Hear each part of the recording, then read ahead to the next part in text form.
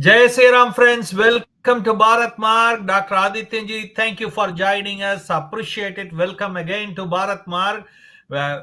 We have been off for a while because I was in a Tirtha Yatra. I can say you the Bharat is great and great things are happening in Bharat. We do a lot of videos on the upcoming days on that and what's happening in Bharat. But Dr. I'm so happy to have you here.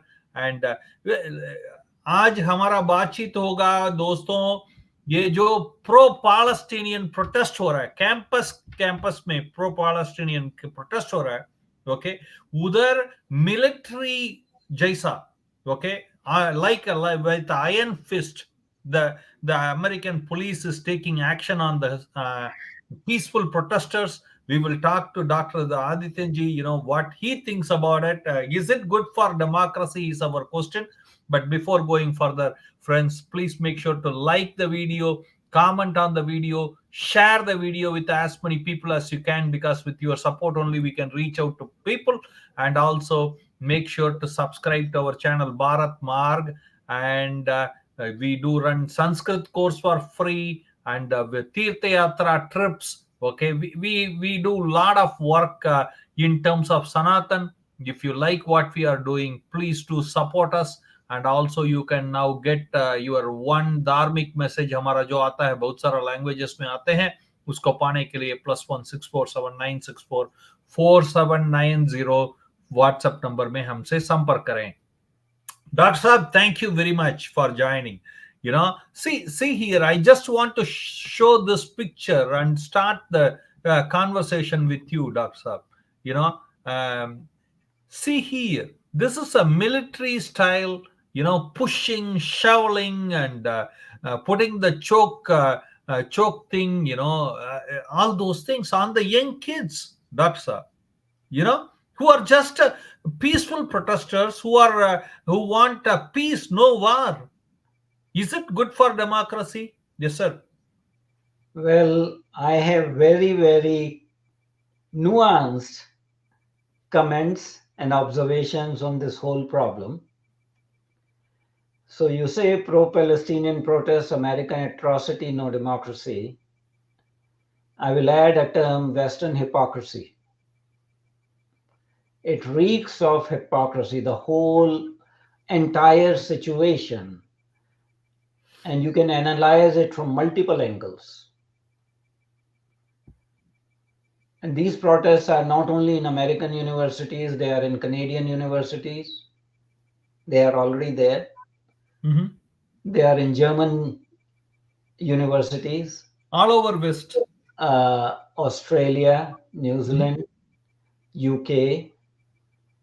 So essentially it is in the Western countries, these student protests. On one hand, when I say it reeks of hypocrisy, there is hypocrisy of Western governments. There is hypocrisy of Western media, double standards of Western media, because when the same thing happened in Shaheen Bagh, JNU, Jamia Millia Islamia, farmers' protests in New Delhi, the same Western press was taking cudgels on behalf of the agitators. And the same Western press is now taking a very sympathetic approach to university administrations and police and trying to decry the students or their accomplices. So that is one part of the hypocrisy. You remember Justin Trudeau? Yes, sir. We believe in freedom of expression, freedom of conscience, free speech. When it pertains to India, farmers' agitation, student agitation. Magar, Dr. Saab, you had to agree, there are two set of rules in the world. ये गोरा के लिए, ये non गोरा के लिए. This is exactly what I'm trying to say, double standard. So it reeks of hypocrisy. When it is happening within your own country, the president of United States comes and says, okay, peaceful expression is peaceful, protests are allowed, freedom of speech is allowed, but when it borders on to violence, when it borders on to intimidation, whether it amounts to physical violence against others, it is no longer peaceful and it has to be curbed, it has to be controlled. And if the speech is hate speech or anti-Semitism, it has to be curbed. But that is only for United States, not for India. You know, what were the Shaheen Bagh and JNU students chanting? Bharat tere tukde honge, inshallah, inshallah. And they were focusing on one religion, chanting the religious slogan of one particular religion and decrying the majority religion. So when it happens in India, it is freedom of expression. When it happens in United States, it is hate speech, it is anti-Semitism. So the university presidents had no qualms in calling heavily militarized police. It's unbelievable, Dr. Saab. In riot gear, with helmets, with, arms, firearms, and using definitely disproportionate amount of force. That is very, very clear. Dr. Saab, I have a quick question here. You have been in America for a long period of time. आप कभी देखे ऐसा militarized attack on the innocent students? आप कभी देखे क्या? So there's history of militarized attack on students in Kent State University during Vietnam War, in which on the campus of Kent State University, I believe 8 or 9 students were killed by police firing during the era of Vietnam protests. But in United States, the police is not under federal government. These are local police. So in any kind of local city, police can be called for, sort of controlling the mob or things like that. And if you saw that during Black Lives Matters agitation and in some of the other agitations where police had committed atrocities on African American young males, protest movements erupted and police brought actually tanks in one of the southern cities. So police force in United States is heavily militarized.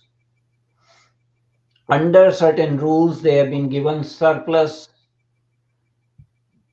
equipment from the armed forces. That includes heavily armored vehicles, in some cases tanks, and armament, etc. Ostensibly to fight, gun crime and the drug crime, drug dealers and drug traffickers. So that is aspect of the hypocrisy of the administration. The universities had no qualms in calling the heavily militarized police. And in one case of atrocity, there was a professor in Emory University. That professor was tackled by the police. She fell down. Actually, police were the ones who were sort of, manhandling or woman handling her. And this professor's name is Caroline Fallin. And she told the police, look, I am a professor. I have certain rights, certain human rights, certain civil rights. But they pushed her to the ground and arrested her forcibly. And you know what happened? They charged her with attacking the police physically. Oh, ये तो बड़ी बात नहीं है doctor साहब. अभी even now ये black man was choked to death. और इन लोगों को तो क्लीन चिट मिल ही जाता है ऐसा.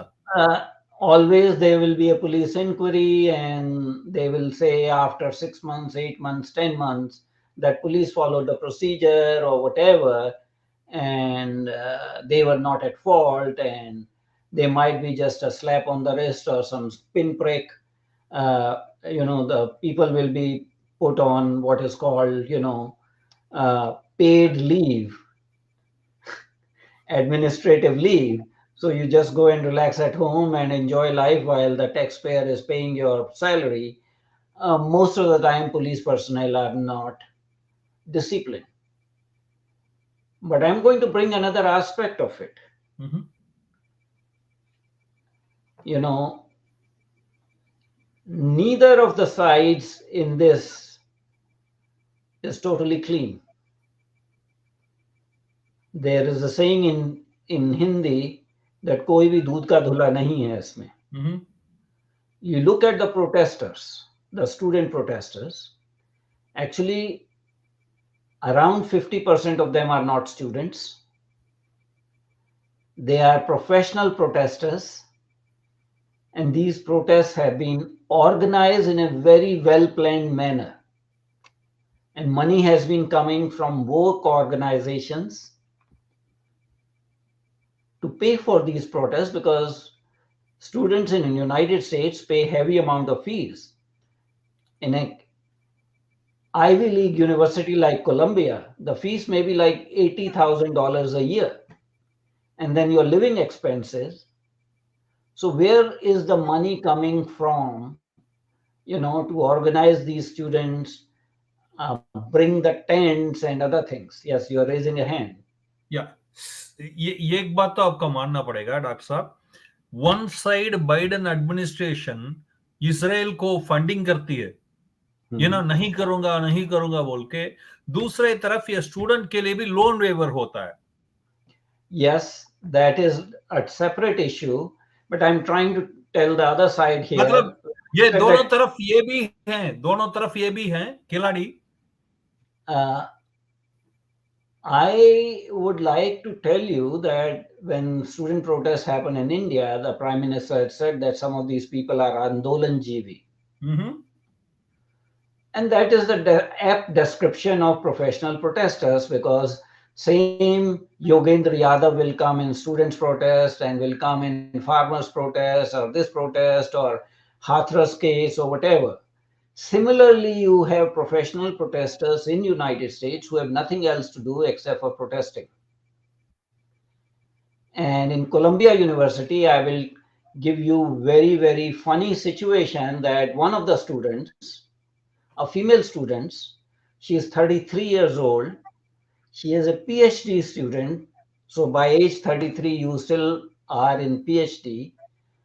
And she made a demand that while these people, students, were not just protesting but occupying a university building, that they should be provided with hot meals and water by the university authorities because they paid for a meal plan. And then she qualified this by saying that this is the humanitarian aid the occupying students who have barricaded themselves. Yeah, naturally, right? सर्दी होती है सुबह, क्या करेंगे आप? And I looked at the PhD topic of Miss Joanna King Slutsky.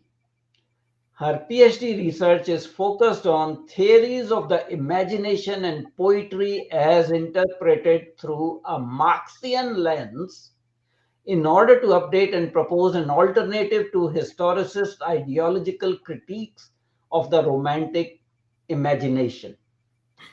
इसको समझने के लिए PhD चाहिए. So that is the PhD topic. Now that tells you what is the level of students and who is, doing what. So there is a problem with every party in this. Now, if you see who are these students, I mean, some of these students are coming from very well-to-do families. Some of them are Arab Americans or Muslim American students who have religious affinity to Palestinian people understood. There are some sprinkling of international students like students from India, but in none of these student protests you will see Chinese students. So why Chinese students are not participating in this? Although Chinese government supports Palestinian Authority, Chinese government, the communist government supports Hamas, but Chinese students who are supported by their government for their stay in United States are not participating in these agitations because they're focused in on continuing with their studies and getting their degrees and do whatever is necessary for their careers. So there are bigger forces at play. Now, I mentioned that a large number of these students are Arab Americans or Muslim Americans. And you would say that they have religious affinity to Palestinian cause or Hamas or Gaza. But have you seen any protests in Pakistani university or any West Asian university? Has any media covered any protests in 56 members of OIC student protests? So why it's happening only in woke Western countries and spilling now to India in Ashoka University? So there are much more deeper forces that are exploiting the students of these countries. And some of these students who are naive are not realizing that they are damaging their careers because once they have an arrest on their record, they are going to have a lifelong problem in their See, future. there are organizations which come like hims and hers. You know, after the stock went down, वो उन्होंने बोला नहीं नहीं ऐसा नहीं है, मैंने ये बोला वो बोला, मगर इनके लिए नौकरी देने के लिए बहुत सारा ऑर्गेनाइजेशन है. But still, having an arrest on your record creates lots of difficulties. And these students are not realizing that just out of naivete, temporary emotions, they are talking about genocide of people in Gaza without realizing that Hamas was controlling Gaza for almost 20 years now. They had full free hand.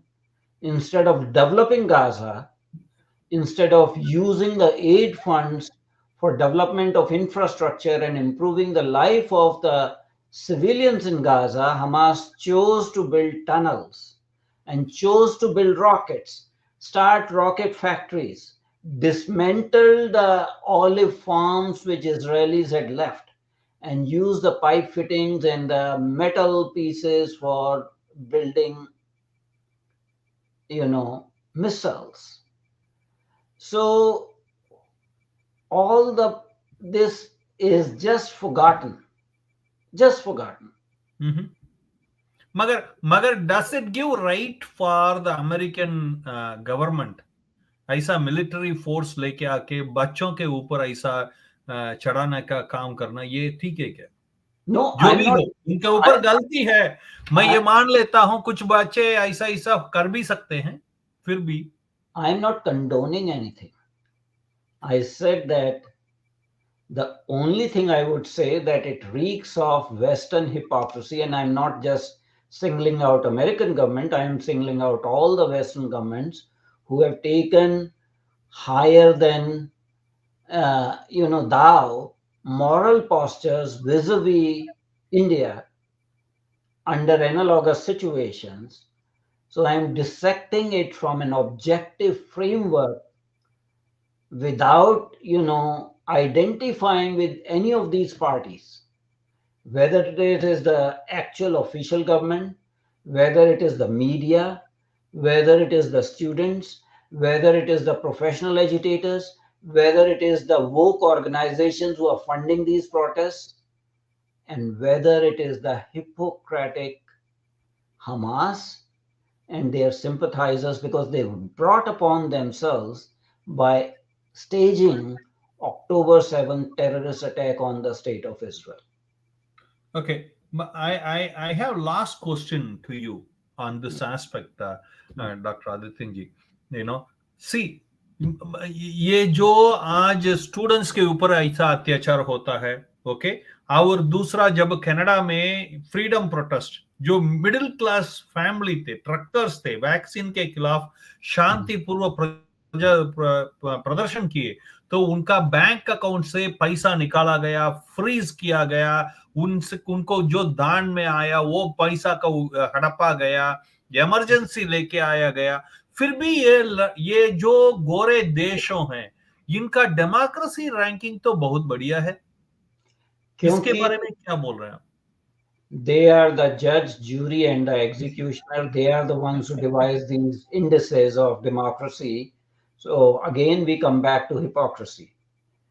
Now, although I would not like uh, hypocrisy, on part of the government, but there is a lot, these attacks on disproportionate use of force on the students. But one also needs to understand that there's a section of woke students in these universities who are really, really abusing Jewish students, intimidating them. Jewish students are not allowed to come to the campus to attend classes, they are being demonized. So, again, there are problems with every party, including quote unquote so called innocent students against whom disproportionate force has been used by the police, because the same students who are terrorizing their fellow students of Jewish faith. Exactly, I see the parallel in India, where some of the in universities that agitating, the example comes of AMU. There is a religious divide. And the same thing I'm seeing here, that your leftist, liberal, woke students who claim to be the oppressed one, representatives of oppressed one demanding for disinvestment in Israel, are terrorizing and intimidating fellow Jewish students who may not have even gone to Israel. But doctor Aditya ji, इनके vote के बिना Biden क्या जीत पाएंगे? So ultimately, we come back to vote bank politics. Vote bank politics is happening अभी in इसका India. असर कैसा पड़ेगा इलेक्शन पे? Vote bank politics is very well known in Canada, where you are based. Why Justin Trudeau is supporting the Khalistani Terrorists, movement and yeah. glorification of killers who are threatening openly to kill India's prime minister, India's foreign minister, India's defense minister. And the same thing is happening in United States, that everyone is vying for the vote bank politics.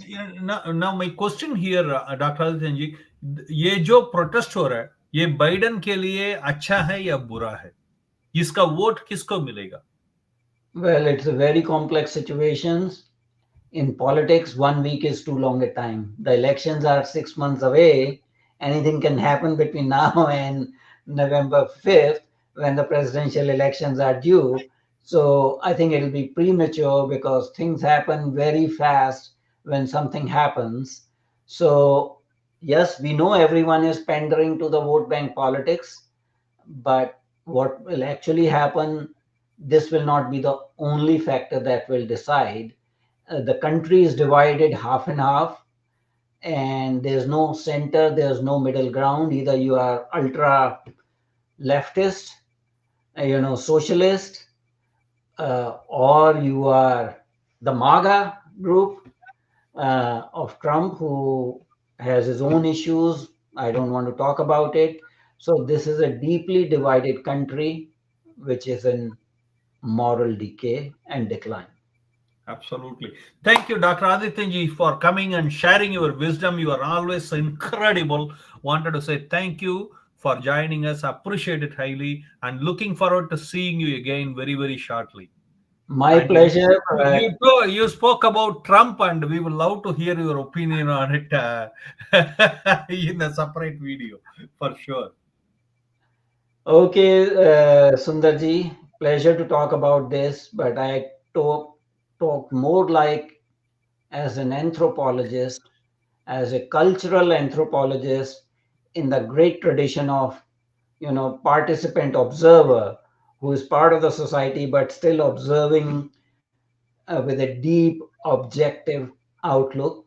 And that's why I find fault with all the parties in this Absolutely, fight. absolutely.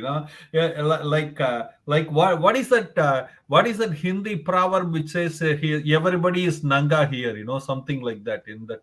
Well, actually, it's Hindi slash Urdu that Hamam mein sab nange hain. Yes, something like that. But anyway, thank you very much. Looking forward to talking to you very soon again. Okay, Okay, appreciate my it. pleasure. Jai Sri Ram, Jai